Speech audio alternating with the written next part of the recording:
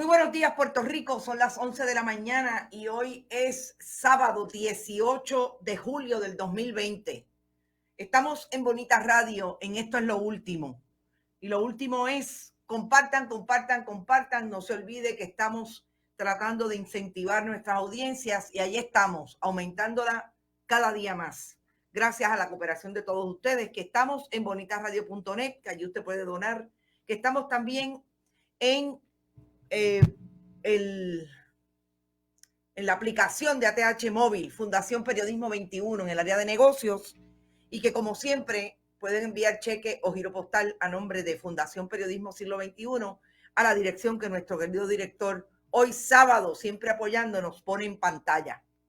Gente, el COVID-19 no es solamente que hay 316 personas hospitalizadas en Puerto Rico con relación al COVID.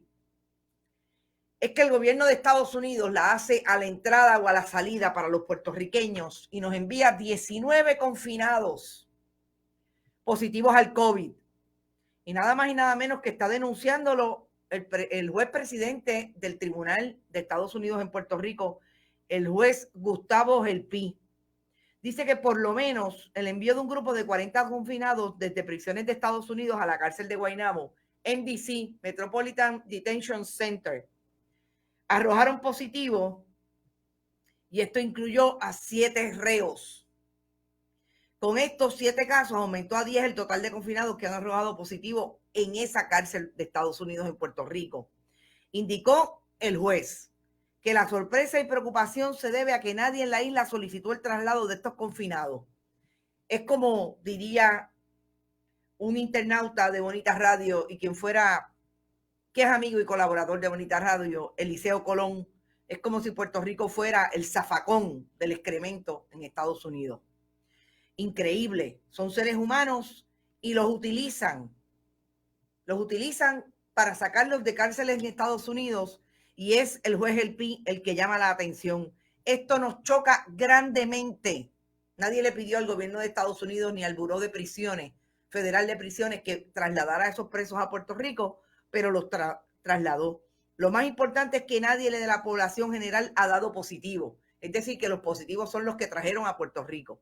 Todas estas personas que han dado positivo son recién llegados que primero pasan por un área de aislamiento por 14 días, que ustedes saben que es el mismo protocolo que está siguiendo primero que todo, porque realmente aquí entrevistamos bien al principio en marzo a las personas encargadas, al doctor Villalobos, encargado de salud correccional, y nos dijo que ese era el protocolo que estaban siguiendo en las cárceles, y ustedes saben que el protocolo en las cárceles ha dado resultados, porque hasta el momento entiendo que solamente 4 confinados y son de los que vienen a la población general, que no llegan a la población general porque como están sumariados pasan por un área específica y las ponen en aislamiento. El problema es que nadie aquí lo solicitó, el traslado de ese grupo de confinados, dijo el juez Gelpi. Son como 40, llegaron como hace una semana, que están pendientes a sentencia, pero nosotros no estamos haciendo vistas. El tribunal está cerrado y las vistas se están dando por videoteleconferencia. Se han tomado las medidas y están en aislamiento, pero nos preocupa que ahora nos llenan esa área de aislamiento y se convierte como una especie de hospital. Entonces se compromete el espacio con nuevos arrestos. También me da miedo que ese grupo que de ese grupo salgan más positivos. Oiga, este es el Tribunal de Estados Unidos en Puerto Rico. Ya, yo pregunto, ya el juez Gelpi y los jueces del Tribunal Federal en Puerto Rico le pidieron cuentas al negociado de prisiones de Estados Unidos. Eso es el Departamento de Justicia, el juez, el fiscal en propiedad federal de Estados Unidos en Puerto Rico, Stephen Muldrow, le pidió cuentas al negociado de prisiones por qué envió a esos confinados para MDC. Interesante, cómo hacen del país y de la colonia, del territorio que ellos administran, lo que les da la gana. Willow Colón está por ahí, muy presente y compartiendo. Compartan, compartan, compartan. Irisita Delgado, buenos días. Ivonne de Los Ángeles Maldonado desde Nueva York, gracias por estar por ahí, Ivonne. La madre de los abusos coloniales, dice Milagro Fernández, así es. Egui Aguiar, ¿y cómo los trasladan? ¿En qué avión? Bueno, que yo sepa, puede ser en un avión del negociado federal del Buró de Prisiones, pero también puede ser en un avión comercial. Eso es bien importante. Pero no sabemos porque el mismo juez del Pino sabe quién los pidió, porque de Puerto Rico nadie los pidió. Además, sentenciados ¿a dónde? En Puerto Rico. Si no se están haciendo vistas, ok, los 19, qué cosa, ¿verdad? Que mucha gente de 40, realmente 10 dieron positivo. Esos 40 sentenciados a Puerto Rico, pero si aquí el MDC es la cárcel de sumariados y no se van de aquí hasta que no los sentencian. Bien extraño el asunto. Francisco Acosta Albizu, la amiga Marilis Muñoz, Marilis, te quiero, estoy contigo. Gente, ayer fue un día también bien difícil por las pérdidas no solamente del COVID, hay una persona más muerta, amigos en la familia, la madre de esta gran amiga. Yo tengo que mencionar al amigo con quien nos criamos, Robertito Roena, el hijo de Roberto Roena, el salsero, el amigo, el vecino de country, el pelotero, a quien mi padre estaría hoy muy triste a sabiendas de que Robertito se fue. Un gran pelotero era Robertito, y mi papá, que era árbitro de las grandes ligas y que de las pequeñas ligas en Country Club, y que en un momento dado fue también árbitro de baloncesto, que estuvo todo el tiempo ligado a ese mundo desde muy joven. Le veía un gran futuro como pelotero. Lo siento, Robertito, H, de verdad que extraño y me duele mucho tu pérdida. 56 años, un gran vecino, un gran amigo, un tipo que como todos nosotros ha tenido y tuvo sus asuntos, y quiero que sepan que me ha dolido mucho la muerte de Robertito. Así es que al viejo, mis condolencias.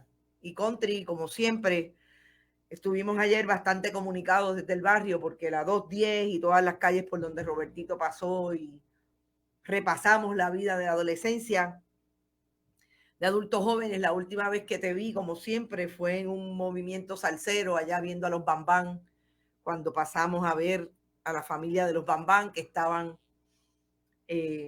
su hija, sobre todo la hija de Formel, que vino a hacer ese gran homenaje en el Centro de Bellas Artes.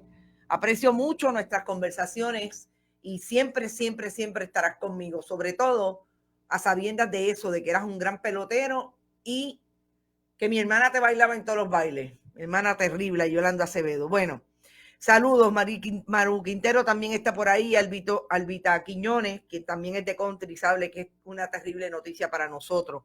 Wanda Conde dice, lo vine a hacer cuando éramos vecinos en Isla Verde. Así es, Wanda. Elsa Gómez, qué pena, un abrazo. Bueno, y entonces tenemos que hablar de COVID. Y cuando hablamos de COVID, gente, tenemos que hablar del famoso dashboard. Los municipios más brutalmente afectados por el COVID, obviamente San Juan, 550 personas positivas, Ponce, 106, Carolina, 209 y Bayamón, 240. Los municipios de menos de 10 personas positivas al COVID, Vieques, solamente una. Mucha bendición y mucha salud para mis amigos de Vieques. Allí también tengo familia. Robert Baldwin dice, qué pena y qué pérdida. Wanda Aguirre Coto, country es country, grandes deportistas y músicos, así es. Coamo también tiene menos de 10, Maunabo, Culebra, Jayuya, Lajas, Naguabo, Santa Isabel, Utuado y Barceloneta. 3,461 personas positivas confirmadas, 7,992 probables, terrible. La total de muertes se elevaron a 178, 316 personas hospitalizadas, disponibles 2,716, ocupadas 3,788. Esos son las camas de adultos en términos generales, pero las de COVID son 316. ¿Por qué es problemático, gente? Porque no solamente no dan abasto las personas que atienden, sino entre los profesionales de la salud, los médicos, las enfermeras, porque las facilidades médicas también se congestionan, y lo que no queremos es que haya un colapso del sistema de salud pública. Así es que a sabiendas de que el gobierno de Puerto Rico hizo mal esa reapertura económica, y aquí tenemos los resultados, a pesar de que la gobernadora Wanda Vázquez Garcés diga que no, vamos a protegernos nosotros.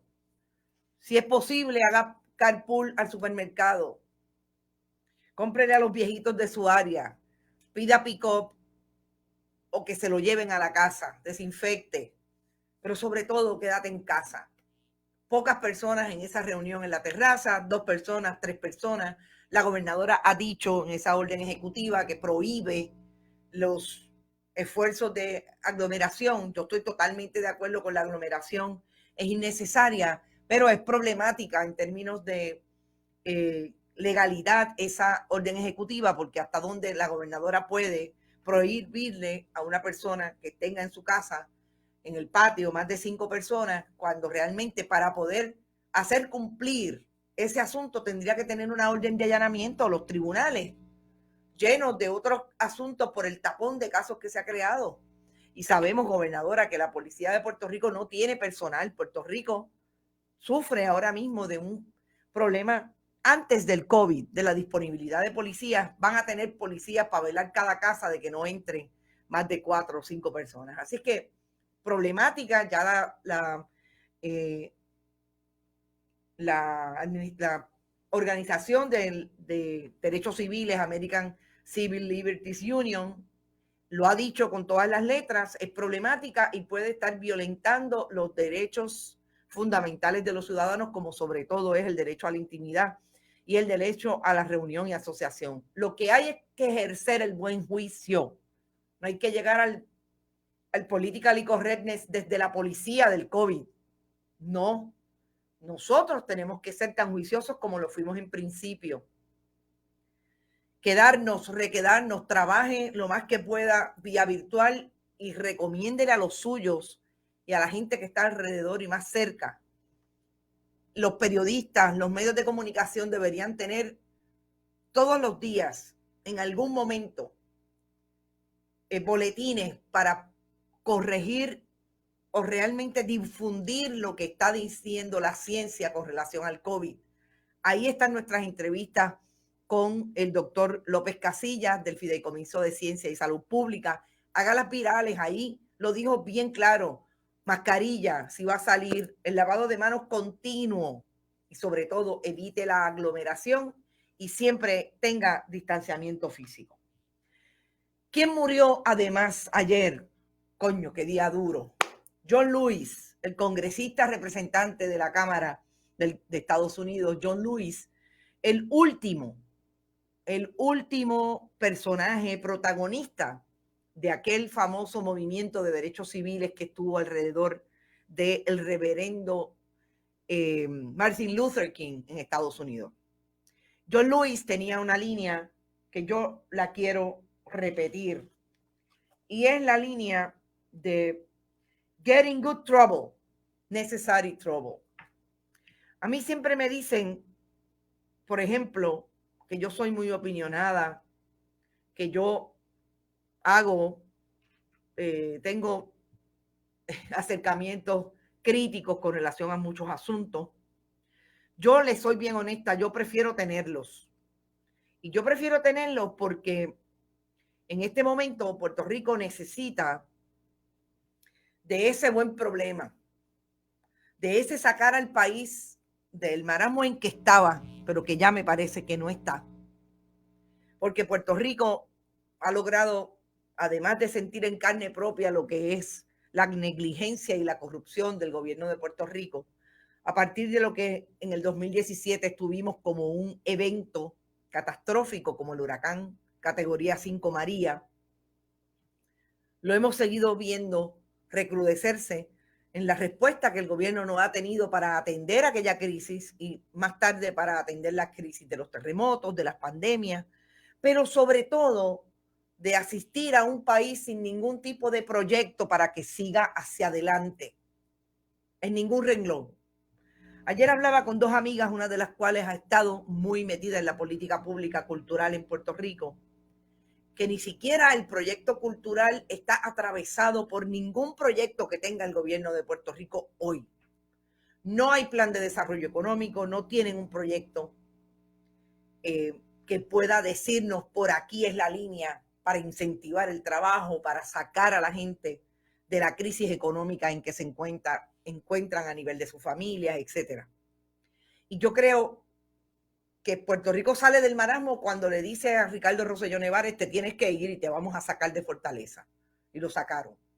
Y hoy tenemos que insistir en ese pequeño problema o en ese buen problema para hacer y que hagan los gobiernos que van a ser electos en los próximos días y en las elecciones generales del 3 de noviembre, lo que tienen que hacer al favor del país. Y si no lo hacen, volver a sacarlo.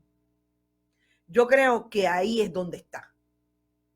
Ahí es donde está la clave de esa línea de John Lewis, que el que no lo conozca, que es un poco lo que pasó con Frederick Douglass el otro día cuando hablábamos del 4 de julio y de qué manera habló del Black Lives Matter en aquel momento, en el siglo XIX, en 1852, cuando dio aquel discurso en el medio de la celebración de un 4 de julio donde todavía habían esclavos en Estados Unidos. Busquen a John Lewis, busquen lo que dice, de la manera en que se acercó, una persona que fue paliada brutalmente en medio de las protestas de los años 60, que salió no solamente de la cárcel a continuar buscando el problema para ponerlo ahí, para seguir hablando de racismo y de derechos civiles en Estados Unidos, sino que logró en el 1982 convertirse en congresista y ahí estaba. Murió de cáncer de páncreas a los 80 años. Me parece que son de esas vidas que hay que empezar a mirar. Si usted no lo conocía, búsquelo. Minerva Quiñones, eso es así. Sacar al que no haga bien común al pueblo, exactamente. Saludos, Rosinit, qué bueno verte por ahí. Milagro Fernández, hola, Rosín, excelente sugerencia, hermana, Dios te cuide. ¿De qué está hablando? Vamos a ver qué dijo Rosinit. También hay chinchorreo élite, hay que tener cuidado en la equidad. Bueno, realmente yo en este momento no creo ni en el chinchorreo, ni en estar buscando espacios donde haya mucha gente. Yo creo en reunirnos en casa 2, 3 personas, porque son tu familia, porque son los amigos que tú escoges, que también son familia, aunque no necesariamente sea la biológica, y mantener todas las recomendaciones de seguridad personal. Margarita, interesante, pues las artes son un motor económico y los PNP no lo incluyen en su plan económico. No, ellos no tienen idea de lo que son las artes ni de lo que significa tener un proyecto cultural que no solamente saque lo mejor de los seres humanos desde el punto de vista del desarrollo de las artes más tradicionales y mucho menos tradicionales en el siglo XXI. Ellos no saben lo que es eso y que también son un motor económico. Y yo decía, y es algo que yo quisiera traer, quizás lo pueda traer de cara a la primaria. Si en aquel momento, en los años 50, en los años 40, el Partido Popular, por voz de Luis Muñoz Marín y de la gente que se acercó, como un Teodoro Moscoso, que eran de otros niveles ideológicos, construyeron y desarrollaron un país, obviamente, con la propuesta que llevaron a Washington y trajeron a Puerto Rico, pero que había una idea criolla de por dónde iban los asuntos, de sacar a Puerto Rico de la economía agrícola que vivía y traer la manufactura, etcétera. Había también un proyecto ideológico alrededor del desarrollo de la cultura. Y quizás lo primero que hacía o que hizo aquel proyecto era el desarrollo de nuestra universidad. Una universidad que venía desde el 1903, que creaba la fuente de conocimiento que el país necesitaba en ese gran proyecto que suponía el desarrollo económico para Puerto Rico. En este momento, Puerto Rico tiene un cambio, y no es solamente Puerto Rico, el mundo, de una economía de manufactura, que fíjense que puede volver a tener un elemento de manufactura importante con relación a los dispositivos médicos y a los medicamentos, pero una economía manufacturera que se mueve hacia el fundamento tecnológico, hacia los cambios brutales que han habido en ese mundo. La cultura va a estar ahí igualmente. Y por ahí está la compañera y amiga Dorcas Torres. La ciencia está ahí y es un motor de desarrollo económico. ¿Dónde está la cultura atravesado en todo eso? Precisamente. En aquel momento se le llamó Operación Serenidad y podemos hablar de lo que ideológicamente significó incluso ese nombre. Pero había un proyecto, estaba pensado. Y en Puerto Rico hoy lo que tenemos que lograr es que ese día a día que va a ocurrir a partir de un proyecto que haya, que yo espero que lo haya, tocar madera, de desarrollo económico, que traiga nuevamente esa pujanza, esa bonanza económica a través del trabajo, porque tenemos las universidades y tenemos la infraestructura del conocimiento. También puede haber un proyecto que se legitime desde nuestra cultura y proponga la música, la comida, las nuevas manifestaciones del arte, todo lo que sean las escenas y los ecos e íconos, como dice mi amigo Salvador Méndez. Todo eso tiene que tener un gran proyecto, pero para eso tienen que haber mentes que crean realmente en la puertorriqueñidad, en el proyecto puertorriqueño, en el proyecto de futuro del país. Y para eso usted tiene que escoger a las personas que propongan eso. No los que vengan a proponer como la representante más que propone que se pongan antenas en la Mona y que se haga una hospedería y se hinque allí un pozo séptico. No. Usted tiene que escoger a la gente que realmente tenga mentes brillantes y que se pueda reunir de esas mentes para hacer de Puerto Rico el proyecto que en un momento fue. Las diferencias las vamos a tener. Las diferencias nos vamos a tener que sentar a negociar. Pero caramba, que piensen en el país más allá de sus bolsillos. Minerva Quiñones, PNP, artífice de la corrupción. Lilian González, Victoria Ciudadana dice tenerlo, quiero creer, porque si no estamos perdidos. Eneida, no tienen vergüenza, no esperemos que tengan cultura. A Puerto Rico lo salvamos los puertorriqueños. Eneida, me encanta. A Puerto Rico lo salvamos los ciudadanos que viven en este país, aunque no sean puertorriqueños. Porque yo conozco mucha gente que no es puertorriqueña, que vive en este país, que hicieron a Puerto Rico su patria y están dispuestos y dispuestas a luchar por el país. Totalmente de acuerdo contigo y gracias por esa línea. Y los brothers riéndose del pueblo, ninguno procesado, la mafia institucionalizada, bien lo dijo el fiscal Guillermo Gil Bonar. Caramba, tengo una imagen de Guillermo Gil que prometo ponerla, si no hoy, el lunes. Juan Carlos Olmeda, los administradores culturales del país no creen en el pasado cultural, están reinventando la cultura. Yo no tengo problema de que haya un proyecto cultural del siglo XXI. Definitivamente, Puerto Rico es aquello, es pasado, pero también es presente y es futuro.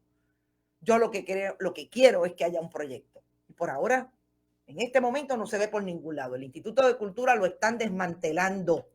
Lo empezó a desmantelar el ex gobernador Luis Fortuño y ahí está. Un joven a quien conozco, aprecio, pero lo lamento. Por haber caminado con Ricardo Rosselló Nevares, se convirtió en el director del Instituto de Cultura que está desmantelando ese proyecto. Hay que tener mucho más para creer en un proyecto cultural puertorriqueño que sea igualmente universal. Porque no estamos hablando de los pasados nostálgicos que se tienen que posicionar y que sin mencionarlos eso no es cultura. No. Estamos hablando de una cultura que nos pueda posicionar en el mundo como hemos estado en muchas ocasiones. Vamos a hablar de corrupción. Iris Marín dice, exacto. Vamos a ver lo que dice Iris. Ustedes van a las millas y yo a veces, algo parecido a las 9:36 y realizar la cultura en Puerto Rico en todas sus facetas.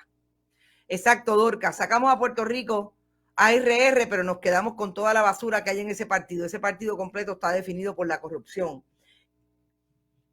Lo más importante es que el ejercicio democrático se haga.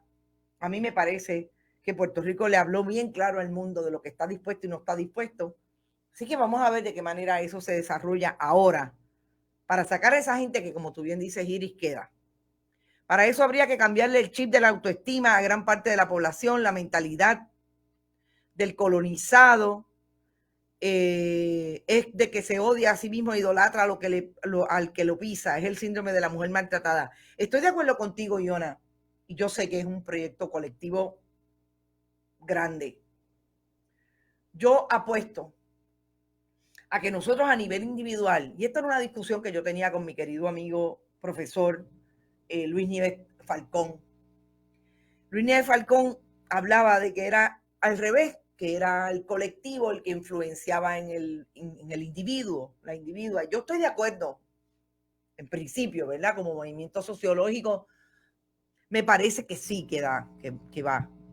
Pero hay una cosa también que nosotros como personas tenemos que ser muy responsables y eso varía de persona a persona, ¿verdad? Este chip es diferente en cada uno de nosotros. Yo creo que tenemos que atender al colectivo, por eso los medios de comunicación son tan importantes. ¿De qué manera usted consume la información y la noticia? Algo que le haga clic a cada uno de ustedes y puedan hacer ese cambio de chip. Hay una cosa que decimos en country, y yo creo que está, en el caso nuestro, traída por una experiencia de la división de clase que nosotros vivimos, por ser parte de una comunidad que además de ser una comunidad que estaba alrededor de los residenciales públicos y de lo que eso suponía para nosotros, entre que el residencial tenía su identidad y la comunidad de la urbanización tenía otra, y había ahí un choque fuerte, ¿no? Un choque difícil.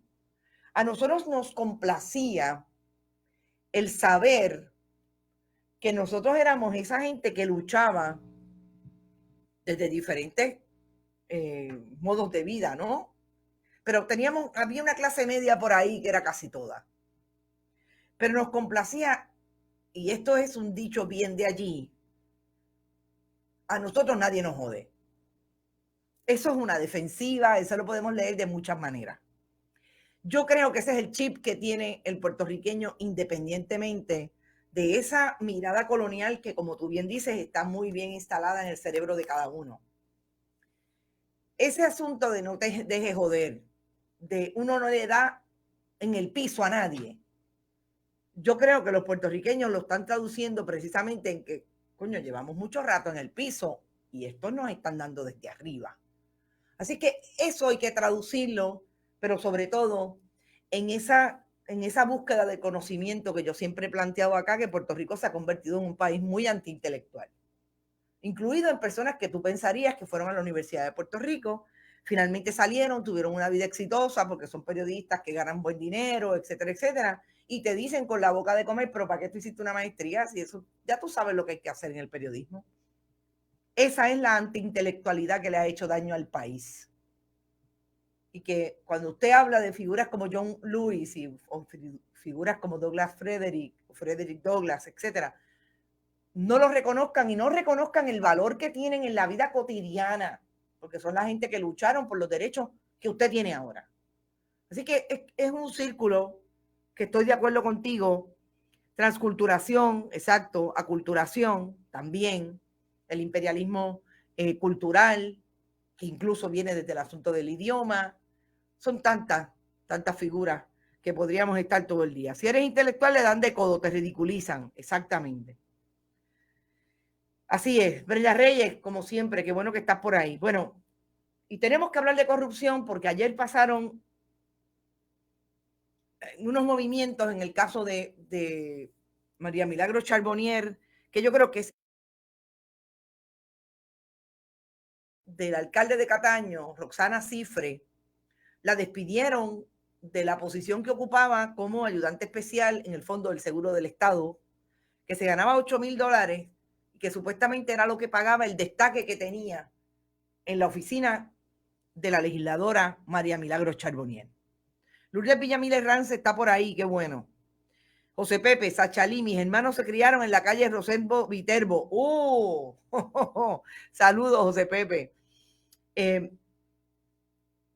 ¿Qué pasa con ese movimiento? También despidieron al esposo de María Milagros Charbonnier, Osvaldo Montes. Primero que tengo que decirles que me llama la atención lo joven que es la esposa del alcalde de Cataño, Félix Delgado Montalvo. Muy joven, tiene un bachillerato en administración. Ojalá yo con una maestría y un bachillerato en comunicación y una maestría en periodismo me ganara $8,000 al mes. Pero los amigos del alma del Partido Nuevo Progresista se los ganan y tiene un bachillerato en administración.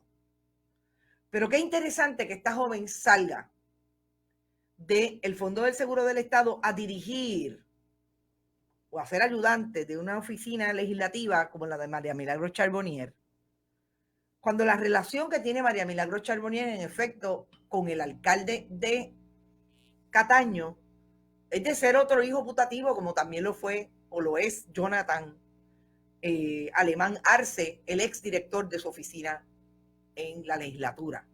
Porque precisamente el alcalde de Cataño hoy era un ayudante de Tata Charbonnier cuando ella empezó por allá por el 2003, 2004. Así es que me parece que los movimientos que se están dando, además de que pueden ser definitivamente dirigidos por el Ejecutivo, la fortaleza, diciéndole al Fondo del Seguro del Estado, votarlos a los dos. Hay una investigación en proceso que no hay de otra que es de fantasmas. Pero de fantasmas desde el punto de vista de los legisladores e incluidos los alcaldes, dice la colega Melissa Correa, que aparentemente le daban contratos a las personas en sus oficinas legislativas y en sus alcaldías y le pedían un quid pro quo, parte de los chavitos que se estaban ganando. En esa operación hay un contratista clave y es lo que se conoce como Waste, y vamos al nombre, porque hoy el periódico El Nuevo Día también se trae o se pega a la teoría aparentemente con fuentes de información. Un contratista que se conoce como Waste Collection. Y Waste Collection, fíjense qué interesante, cómo es que volvemos a lo mismo. A ver, que esta gente no son ni creativos. Porque ustedes saben que en el mundo de los huracanes y de los recogidos de escombros, nosotros tuvimos a un exalcalde de Toa Alta, el Buzo Rodríguez, el padre del hoy representante Gary Rodríguez, que se tiró para atrás cuando el huracán George, en 1998, caramba, hace 22 años, y le pidió a un contratista de recogido de escombros hasta $1 millón por darle los contratos para recoger los escombros en Toa Alta. Y eso nadie me lo contó. Estuvimos en el Tribunal Federal cuando acusaron a Buzo y Buzo fue al juicio y salió culpable y cumplió cárcel. Y allí estaban las grabaciones, porque el contratista fue a las autoridades federales y se logró grabaciones orales no telefónicas, y allí estaba como un pachabuzo en el vestíbulo del Hotel San Juan pidiéndole el dinero al contratista. Pues ahora, aparentemente, hay una operación similar con este contratista que se conoce como Waste Collection. Entonces, yo les voy a decir, para que ustedes tengan claro cómo es que esto escala. Waste Collection tiene contratos en la oficina del Contralor. Tan temprano, vamos a decirles aquí claramente, tan temprano, ay Dios mío, es que los números son tan grandes que yo me asusto, porque es que yo de esas cosas yo no, tan temprano como en el 2000, voy a decir, lo más temprano que aparece en la oficina del Contralor, aunque usted no lo crea, es el 2014. 2014, administración Alejandro García Padilla. Lo demás, 2014 tiene 1, 2, 2015 tiene otro, 3 contratos con la administración de Alejandro García Padilla.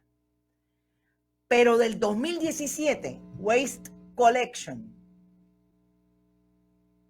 Fíjese los números que le voy a dar.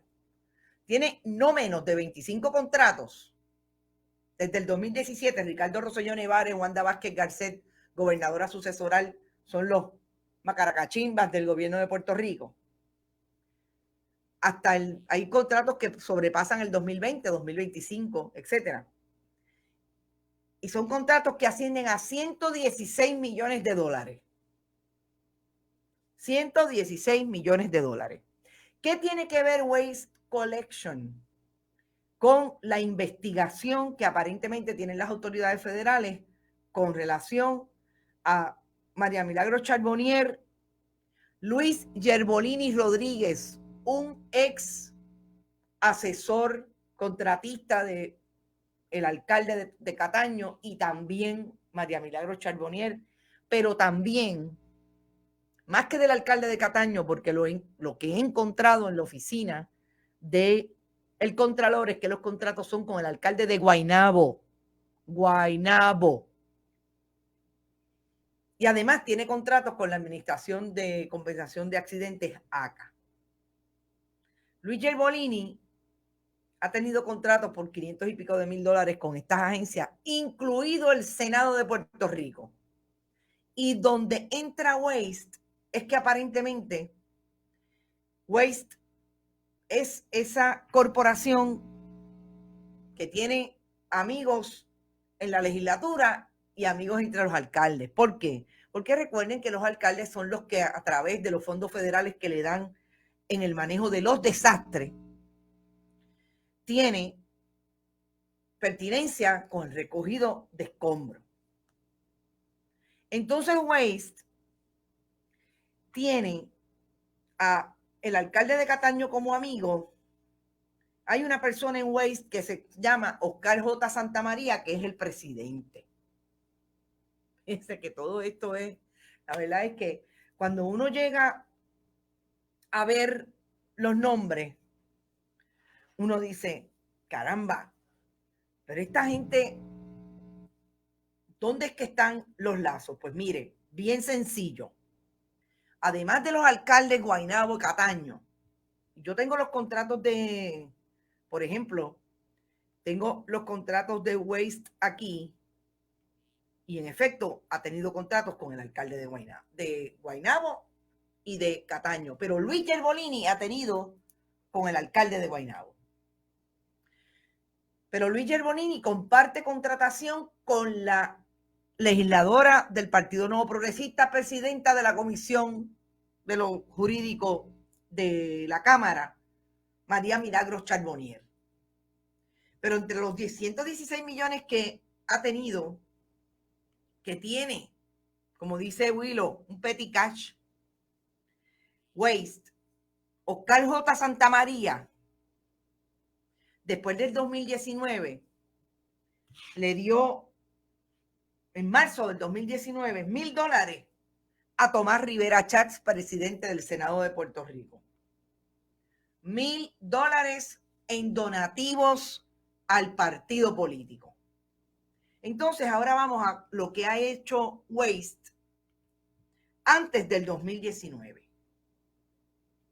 Antes del 2019, en camino 2016 a la elección del 2016, y más tarde a mantener esa cultura de donativo que es para satisfacer las necesidades de los candidatos. ¿A quién le ha dado dinero además de a Tomás Rivera Chats? A Ángel Pérez, alcalde de Guaynabo, con quien también tiene contrato, a Ricardo Rosselló Nevares, al Comité Municipal de San Juan, que en aquel momento, en el 2014, era de Jorge Santini, a Ricardo Rosselló Nevares nuevamente, a José Pichi Torres Zamora, vicepresidente de la Cámara de Representantes, a Ángel Gary Rodríguez, pues claro, el hijo de Uso Rodríguez, a servidores públicos progresistas, a Félix Delgado Montalvo, candidato en aquel momento a la alcaldía de Cataño, hoy alcalde de Cataño, esposo de la asesora principal de la oficina legislativa de María Milagros Charbonnier, Roxana Cifre. Oiga, esto es todo información pública de el Contralor Electoral de Puerto Rico. A Norman Ramírez Rivera, también de Caguas, Partido Nuevo Progresista. A Rafael Jun Rivera Ortega, secretario del Partido Nuevo Progresista. Nuevamente, en el 2013, a Félix Delgado Montalvo, hoy alcalde. José Quiquito Meléndez, ese que sale, mire, bien pegadito de Wanda Vázquez Garcet últimamente. Al Comité Municipal de Guánica. A San Juan 2016, otra vez, al Comité Municipal. Entonces, ¿cómo es que usted dice que 116 millones da para repartir todo este montón de chavos? Da. ¿Por qué? Entre los alcaldes que me dan los contratos de recogido de escombros y los legisladores, que no sé por qué, los legisladores. Déjenme ver una cosa. No sé por qué, pero vamos a ver si los contratos que dice aquí Waste también tienen contratos con los recogidos de escombros en el Senado de Puerto Rico, perdón, o la legislatura. Desperdicio sólido, municipio de Junco, Sidra. Fíjense, municipio de Junco, que el alcalde, ustedes saben que es popular, José Papo Alejandro, y no veo aquí en el comité electoral chavitos al comité de Papo. Juncos, Naguabo, comercio y exportación, Cataño, Cataño tiene un montón. El área local de desarrollo laboral de la montaña, Arecibo, Trujillo Alto, Toabaja, transportación y obras públicas, Loíza, Naguabo otra vez, Patillas, oiga, Cataño está 2 o 3 veces, Aguas Buenas, Departamento de Transportación y Obras Públicas, nuevamente municipio de Cataño está como 15 veces, ¿sabes? Aguas Buenas otra vez, Sidra, Humacao, Arecibo, Trujillo Alto, Yauco, Abel, Loíza, Aguas Buenas otra vez. No está el Senado ni la Cámara de Representantes. Así es que, ¿por dónde es que llega Waze? Si llega por los alcaldes o llega por los legisladores y se acomoda y ahí está los chavitos que le están dando, no sé. Pero esta es la realidad. Entonces, María Milagros Charbonnier, claro que tiene que tener cara de asustar, porque no solamente es ahora la relación que María Milagros Charbonnier tiene con Roxana Cifre y el alcalde de Cataño, es que hay un contratista que le da chavos a todos los políticos del PNP o a los caracachimbes, como el presidente del Senado, Quiquito Meléndez, el vicepresidente de la Cámara, y está conectado ahí. Entonces, ¿cómo es que ella dijo que qué? Que era que los federales no sabían cómo se manejaban las cosas en el departamento, en la Cámara de Representantes. No, yo creo que los federales saben, María Milagros Charbonnier. Lo que quería era que usted le explicara cómo es que se hacen los contratos y llegan a la gente que llegan. Dice Minerva Quiñones, mi gente, nos están interceptando el Facebook. Ay, no me diga. Bueno, no sé. Cierto, no me explico. Yani Moreno, Huilo Colón, no lo dudo. Para mí la cultura de los países es algo importante, hay que mantenerla 100% al día. Gracias por tu comentario, Rafael Cartagena. Pero que no sea la cultura de corrupción. Y hay una cosa que aquí yo voy a decir por último, y es, nosotros no podemos normalizar la corrupción. Y en la medida en que el país atiende a un acto supuestamente tan insignificante como que su hijo o su hija llegue con un lápiz que no le pertenece a su casa, por ahí empieza el elemento de la corrupción. Nosotros no podemos decir que poner un pillo de luz o un pillo de agua no es corrupción, porque en efecto lo es. Y el país tiene que tener eso bien claro. No le podemos exigir a los políticos que no lo sean cuando nosotros hemos tenido elementos. Que es de aquel modelaje. Está bien, es de aquel modelaje, pero usted sabe que el modelaje también uno tiene que escoger cuál es el modelaje. Por eso mi insistencia en que usted, si usted no va a privilegiar los contenidos que realmente hacen una diferencia en el periodismo puertorriqueño, pues usted es parte del problema. No, vamos a dejar de consumir eso que no necesariamente se construye desde la responsabilidad que es hacer buen periodismo en Puerto Rico. Porque si no lo hacemos así, es lo mismo que hacemos con la corrupción. Si lo vamos a hacer, entonces el país normaliza la corrupción y aquí todo el mundo va a hacer lo mismo, ¿no? Si no hubiéramos periodistas que estamos dispuestos y dispuestas a hacer estos proyectos a pesar de lo difícil y de que no tenemos chavo en la chequera, el país entonces pues habría que echarlo a pérdida. Y yo me niego a echarlo a pérdida. Y me niego que ese modelaje o esa historia que estamos atendiendo hoy de que aparentemente hay un nido de fantasmeo en la legislatura de Puerto Rico que atiende siempre la estrategia o la operación desde un contratista que es el que le está dando dinero al partido y finalmente le da dinero a ese funcionario público para tener la vida que tienen. A veces yo no me imagino cómo es que pagan tanto y se ganan 80,000 pesos al mes y tienen carros que valen $80,000. Así que yo creo que lo que estamos viendo hoy, que no deja de sorprenderme por las figuras que están atrayendo, es más de lo mismo de lo que hemos visto antes, pero que hay que seguir denunciándolo y que hay que seguir haciendo lo que tenemos que hacer, investigándolo, cazando y poniendo. Oscar J. Santamaría le dio bastantes chavitos al PNP, pero se ha ganado 116 o está en vías de ganarse 116 millones por ese recogido de escombros, que yo les aseguro que son en su mayoría fondos federales. Y por eso, por ahí es que viene la jurisdicción del gobierno de Estados Unidos. Hablábamos ayer de cuál es la jurisdicción que tiene el gobierno de Estados Unidos. Pues mire que es que aparentemente los chavitos que se ganan o que se atraen con relación a los proyectos de desastre, le están dando una oportunidad a una gente que llega a la legislatura a ganarse un montón de chavos y de ahí sacan el dinero. Preguntábamos ayer cuál era la jurisdicción, a saber si hay una jurisdicción mucho más arriba, como dice Robert Baldwin, de la ley Rico. ¿Vieron la noticia? Están trasladando presos de Estados Unidos a la cárcel de Guaynabo sin consultarlo. Luz Maribel, saludos. Lo dijimos y hablamos de eso más temprano en este programa. Y de fondos públicos. En otro tema, anoche el presidente de la comisión decidió a favor de mantener certificación de Eva Prado y las otras candidaturas de Victoria Ciudadana. Gracias por el anuncio.